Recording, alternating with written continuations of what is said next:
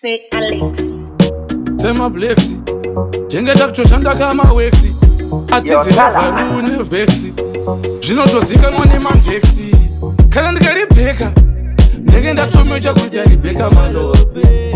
Nditori munhu wekutoti anchakanganwa chazuro nehope ndanyururwa kubva mumatope.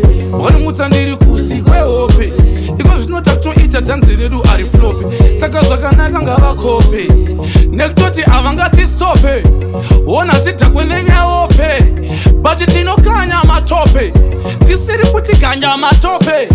Saka kisimusi tinoita bhizimusi kwete kunoita musaramusi. Isusu hatina omusi tinopopinda nyangwe panonzi pari tight nyangwe panonzi pari lusi.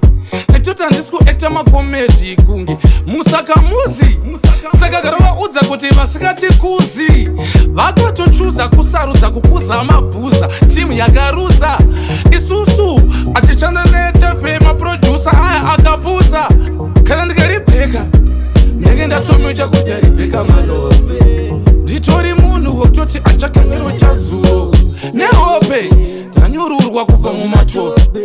Wakanimutsa ndiri kusi kwehope. Iko zvinota kutoita dhanzi redu ari flope. Saka zvakanaka ngavakope. Saka haikona kutivhunza nekutoti tinenge tavaudza. Haikona futi kuzotishungurudza. Ndaona kuti ndiani achada kunoramba kundikudza. Respect ndinenge ndakutaura direct. Ndoziva kuti handisi perfect but ndinowina mukaita ma-elections. Ndichiti unlimited meditation concentration ndotenda nepati junction. Zvemanje manje takatobvisa pamadanso sanction nefaction. Vakuziva kuti tiri orchestration tinopunctuator punctuation ende tinodiwa nepopulation. Apa tiri popular ndenge ndichiimba ndimo freestyle formula. Ndichiti ndinotonga ndiri rula kwete kuti ndinotekesa nyika kuita kunge lobhengula.